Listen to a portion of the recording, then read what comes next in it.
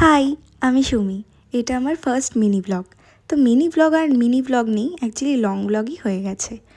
তো সেদিনকে আমার শ্যুট ছিল মধ্যমগ্রামে, আর আমি বাড়ি থেকে রেডি হয়ে বেরিয়ে পড়েছিলাম লঞ্চঘাটে। তো এসে গেছিলাম লঞ্চঘাট থেকে চলে এসেছিলাম শ্যামনগর স্টেশন থেকে ট্রেন ধরে আমি পৌঁছে গেছিলাম সোদপুর। তো তোমরা অবশ্যই জানিও ব্লগটা কেমন লাগছে। এরকম ব্লগ যদি ভালো লাগে আরও আমি দেব। তো সোদপুর থেকে আবার একটা অটো নিয়ে আমি ডিরেক্ট চলে এসেছিলাম মধ্যমগ্রামে। তো মধ্যমগ্রাম থেকে আবার স্টেশনে গিয়ে লাইন পার করে চলে এসেছিলাম আমি মধ্যমগ্রাম চৌমাথা। তো চৌমাথাতে এসে এখানে মেকআপ আর্টিস্টের বাড়ি পৌঁছে গেলাম। এখানে দেখো মিষ্টি গপু, কী সুন্দর না?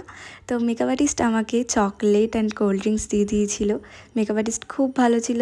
মেকআপ আর্টিস্ট ছিল সুস্মিতাদি। তো সুস্মিতাদির সাথে এর আগেও আমার কাজ হয়েছে। তো সুস্মিতাদি এখানে আমার হেয়ারটা একটু ঠিক করে দেন আমরা বসে গেছিলাম লাঞ্চে।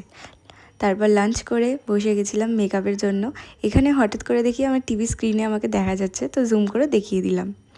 তারপর আমরা মেকআপটা এইসব মজা করতে করতে আমরা মেকআপটা একটু ডান করে নেওয়ার পর দেন আমরা শ্যুটের জন্য রেডি হচ্ছিলাম। তারপর আমার এখানে শ্যুটটা হয়ে যায়। দেন আমি একটু মোবাইলে ক্লিপ নিয়ে নিই। তো তোমরা জানিও এরকম লুকটা আমার কেমন লাগছে। লুকটা ক্রিয়েট করেছে সুস্মিতা সরকারদি, খুব ভালো। তারপর এখানে আমার মেকআপ আর্টিস্টের সাথে বিয়ে হয়ে যায়। তো এরকম অনেক মেকআপ আর্টিস্টের সাথে আমার বিয়ে হয়ে গেছে, কিন্তু কেউ ভাত কাপড়ের দায়িত্ব নেয়নি।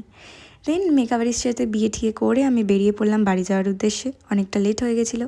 দেন অটো ধরে চলে আসলাম সোদপুর থেকে ট্রেন ধরে শ্যামনগর থেকে শ্যামনগর লঞ্চঘাট। তারপরে লাস্ট লঞ্চটা পেয়েই গেছিলাম, তারপরে সেটা ধরে বাড়ি চলে আসি স্কুটি নিয়ে। তো তোমরা অবশ্যই জানিও কেমন লাগছে। Tata, bye bye.